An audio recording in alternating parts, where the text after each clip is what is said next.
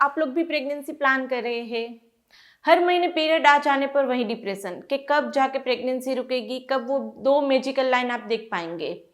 यहाँ पर आप पूरा महीना मेहनत करेंगे, दवाइयाँ लेंगे, होम रेमेडी फॉलो करेंगे, एक्सरसाइज के लिए बोला जाएगा वो भी फॉलो करेंगे, लेकिन मेन गलती जो आप कर देते हैं वो है ओव्यूलेशन को लेकर।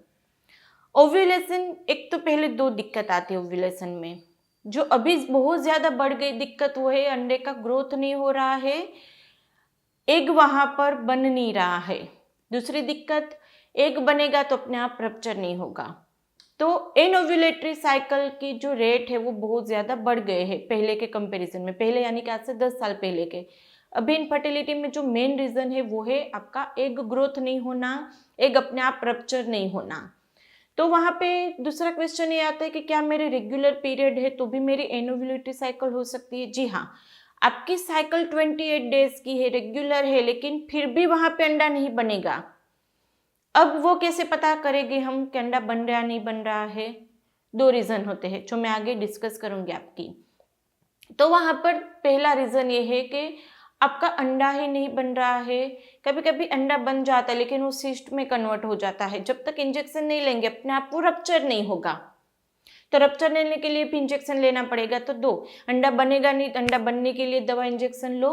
दूसरा, वहाँ पे अंडा अपने आप रप्चर नहीं होगा, उसके लिए फिर से 1 या 2, कभी कभी 3 इंजेक्शन के बाद जाके अंडा रप्चर होता है। तो मेन दिक्कत ये होती है ओव्यूलेशन नहीं हो रहा है आपका। दूसरा, वहाँ पे ओव्यूलेशन हो रहा है लेकिन उस टाइम पे रिलेशन नहीं बन रहे हैं। मेरे पास जो पेशेंट आते हैं, जब अपॉइंटमेंट लेते तो मैं पूछती हूँ कि दवाई टाइम से ली थी? कहते हाँ ली थी। फिर मैं पूछती हूँ रिलेशन अच्छे से हो गए थे? तो जवाब आएगा नहीं, उस टाइम पे कहीं बाहर जाना हुआ था, या उस टाइम पे तबीयत खराब थी, या उस टाइम पे हस्बैंड रिलेशन नहीं रख रहे हैं। ये दिक्कत बहुत ज़्यादा बढ़ गई है। लोग वहाँ पे इतना ज़्यादा स्ट्रेस लेते हैं प्रेगनेंसी नहीं रुकने का, और इतना ज़्यादा वहाँ पे ओव्यूलेशन डे के ऊपर प्रेशर देंगे कि हस्बैंड की तरफ से रिलेशन ही नहीं हो पाते हैं। तो वहाँ पे रिलेशन नहीं बनेंगे तो नेचुरल प्रेगनेंसी आप प्लान कर रहे हो तो पूरा महीना कितनी भी मेहनत कर लो, प्रेगनेंसी तो रुकेगी नहीं। तो यहाँ पे आपकी प्रेगनेंसी नहीं रुकने का मेन 2 कारण है। एक, आपका ओव्यूलेशन नहीं हो रहा है। दूसरा, आप ओव्यूलेशन टाइम पे रिलेशन नहीं रख रहे हैं। पूरा महीना रिलेशन रखेंगे, ओव्यूलेशन टाइम पे नहीं रखेंगे तो प्रेगनेंसी कैसे रुकेगी? तो ये दोनों कारण की वहाँ पर आज हम डिटेल में डिस्कस करने वाले हैं। ओव्यूलेशन नहीं होने के क्या क्या कारण होते हैं, सबसे पहले वो बात कर लेते हैं। अंडा क्यों ग्रो नहीं कर रहा है? तो उसके 2 मेन कारण होते हैं। सबसे पहला, आपका हार्मोनल इम्बैलेंस, क्योंकि जो ओव्यूलेशन की प्रोसेस होती है उसके अंदर बहुत सारे हार्मोन बैलेंस होने के बाद आपकी वो अच्छे से प्रोसेस होगी। FSH, LH, oestrogen, progesterone, LH hormone. यदि इस हार्मोनल इम्बैलेंस होगा आपके अंदर तो वहाँ पे प्रेगनेंसी रुकने में दिक्कत आएगी। दूसरा मेन हार्मोन रहता है एएमएच, एंटी मुलेरियन हार्मोन। मेरे पास बहुत सारे पेशेंट आते हैं जिसका रिपोर्ट हुआ ही नहीं होता है, कितने टाइम से वो लोग ट्रीटमेंट लेते रहते हैं लेकिन वो एएमएच रिपोर्ट ही नहीं कराते हैं। अब जो मेन ट्रीटमेंट दी जाती है, यानी कि एएमएच हाई है तो पूरी अलग मेडिसिन आएगी, एएमएच लो है तो पूरी अलग मेडिसिन आएगी, एएमएच हाई है तो पूरी अलग होम रेमेडी डिसाइड होती है, एएमएच लो है तो पूरी अलग होम रेमेडी डिसाइड होती है। एक्सरसाइज भी उसके ऊपर डिपेंड है। तो एएमएच मेन रिपोर्ट है। यदि आपका एएमएच हाई रहेगा, पहले बात करते हैं नॉर्मल कितना होना चाहिए। नॉर्मल होना चाहिए 3 से 4 के बीच में। अब 2.5 हो या 4.5 हो, वहाँ पे एक ही कहलाता है, वो भी नॉर्मल की रेंज में ही आएगा। तो यहाँ पे यदि आपका एएमएच हाई है तो एग ग्रोथ आपका नहीं करेगा। एएमएच हाई होगा तो उसको पीसीओडी बोला जाएगा, वहाँ पे छोटे छोटे फॉलिकल्स होंगे लेकिन आपकी वहाँ पे ओव्यूलेशन की प्रोसेस नहीं होगी। तो एएमएच हाई होगी तो आपकी प्रेगनेंसी रुकने में दिक्कत आएगी। सेम यदि आपका एएमएच बहुत ही ज़्यादा लो है, 0.4, 0.5, 0.01, 0.02, एएमएच लो होगा तो आपके एग ग्रोथ में दिक्कत आ सकती है। तो यहाँ पे दोनों रीज़न में से एक भी रीज़न हो तो अंडे बनने में दिक्कत आती है। सेम उसके लिए आईयूआई आईवीएफ में तुरंत जाने की ज़रूरत नहीं है। होम्योपैथिक मेडिसिन बहुत अच्छे से काम करती है, आपका एग ग्रोथ भी करेगी, यानी कि टाइम से ओव्यूलेशन भी होगा। अंडा रप्चर करने के लिए भी स्पेसिफिक होम्योपैथिक मेडिसिन होती है, उसके लिए भी इंजेक्शन से लेने की ज़रूरत नहीं पड़ेगी। तो आपका एग ग्रोथ ना कर रहा हो या फिर आपको ओव्यूलेशन ना हो रहा हो, अंडा अपने आप रप्चर ना हो रहा हो, तो उसके लिए होम्योपैथिक मेडिसिन आज ही आप ट्राई कीजिए। उसके लिए हमारी टेलीफोनिक अपॉइंटमेंट भी बुक करवा सकते हैं, आप हॉस्पिटल विजिट कर सकते हैं। टेलीफोनिक अपॉइंटमेंट बुक करवानी हो तो नीचे डिस्क्रिप्शन बॉक्स में व्हाट्सअप नंबर दिया गया है, उसमें इतना है कहना है मुझे अपॉइंटमेंट चाहिए, आपको वहाँ पे मेरी टीम आगे गाइड कर देगी। आपका AMH 20, 15, 10 हो तो उससे कम लाया जा सकता है। होम्योपैथिक मेडिसिन बहुत अच्छे से काम करती है। इरेग्युलर पीरियड, PCOD हो, होम्योपैथिक मेडिसिन दिमाग में लेके चलो, 4-5 महीना प्रेगनेंसी आराम से रुक जाती, कितने भी रेगुलर पीरियड हो या फिर वहाँ पे कितना भी अंडे बनने में दिक्कत हो, मैक्सिमम 4-5 महीने लगेंगे। पीरियड भी रेगुलर होंगे, अंडा भी बनने लगेगा, प्रेगनेंसी भी रुक जाएगी। 0.01, 0.02 या 0.01 इतने में भी वहाँ पे होम्योपैथिक मेडिसिन काम करती है। दवाया देंगे, मैं नहीं बोलूँगी 0.01, 0.02 में प्रेगनेंसी रुकेगी, मुश्किल है, लेकिन AMH बढ़ाया जा सकता है। ये भी एक मिथ है कि AMH कभी नहीं बढ़ेगा। बहुत सारे मेरे पेशेंट हैं जिसके अंदर वो खुद देखते हैं, आपको खुद को देखना है।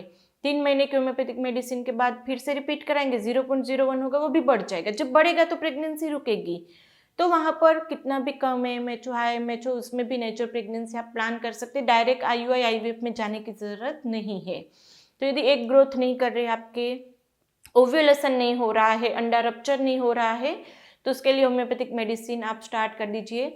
यहाँ पर हम आपको स्पेसिफिक होम रेमेडी भी बताएंगे, एक्सरसाइज भी बताएंगे, सब साथ में आप करेंगे, डाइट, एक्सरसाइज और होम्योपैथिक मेडिसिन विदिन। वहाँ पे आप यदि बहुत ही ज़्यादा दिक्कत नहीं है तो 1 to 2 मंथ भी एक्सपेक्ट कर सकते हैं, या दिमाग में मैंने जैसे बताया 4-5 महीना रखो, प्रेगनेंसी रुक जाएगी।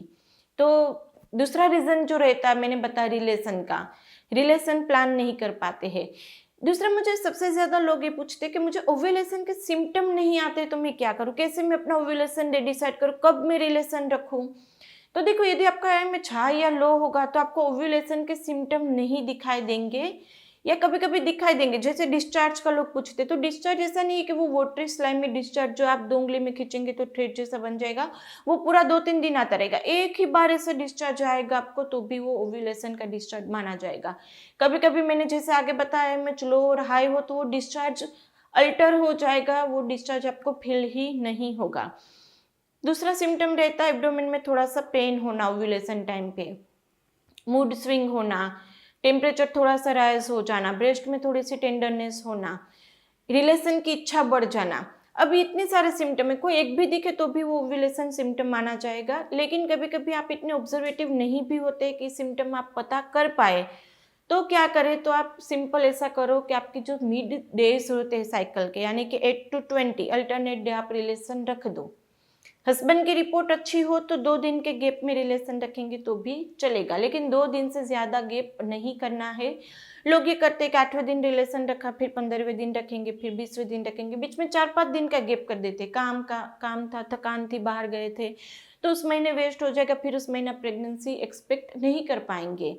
दूसरा, वहाँ पर मैंने जैसे आगे बताया था, आपको वहाँ पे रिलेशन टाइम पे ओव्यूलेशन टाइम पे प्रेशर आ जाता है, दोनों में से किसी की तरफ से रिलेशन की इच्छा नहीं रहती, तो उस टाइम पे क्या करें, सेम उसके लिए भी होम्योपैथिक मेडिसिन बहुत अच्छे से काम करती है। हस्बैंड को होम्योपैथिक दवा देंगे, उसकी इरेक्शन में, टाइमिंग में इच्छा नहीं होना या प्रेशर के चलते रिलेशन नहीं बना पाए, उस सारी दिक्कतों के लिए होम्योपैथिक मेडिसिन बहुत अच्छे से काम करती है।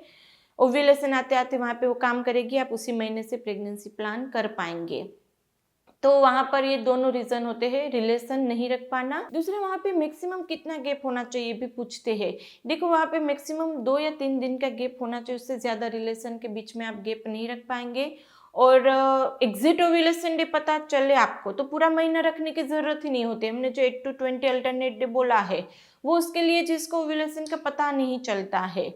यदि एग्जिट ओव्यूलेशन डे पता आपको चलता हो तो ओव्यूलेशन के बाद 3 दिन तक डेली रिलेशन रख दो। ऐसा भी कर सकते हैं, आज दोपहर में ओव्यूलेशन आपको पता चला तो उस रात को रिलेशन रखो, दूसरे दिन सुबह में और दूसरे दिन रात में रिलेशन रखेंगे तो भी प्रेगनेंसी के चांसेस बढ़ जाएंगे। बाकी के टाइम पे रिलेशन नहीं रखेंगे, सिर्फ 2-3 बार रखेंगे तो भी प्रेगनेंसी रुक जाएगी। तो ज़्यादा रिलेशन, कभी कभी लोग ये भी करते हैं कि डेली रिलेशन रखेंगे, उसकी इच्छा ना हो, या फिर ऐसा होता है कि डेली नहीं रखेंगे तो प्रेगनेंसी नहीं रुक पाएंगी। तो डेली रिलेशन रखने की भी ज़रूरत नहीं रहती। मैंने जैसे आगे बताया था, हस्बैंड के स्पर्म एक बार अंदर चले जाए आपकी बॉडी में तो वो जिंदा रह सकते 2-3 दिन तक। तो प्रेशर में आके डेली रिलेशन रखने की ज़रूरत नहीं है। यदि इच्छा हो तो आप ज़्यादा रख ही सकते हैं, लेकिन प्रेशर में आके कि डेली नहीं रखेंगे तो नहीं रुकेगी प्रेगनेंसी, ऐसा नहीं होता है।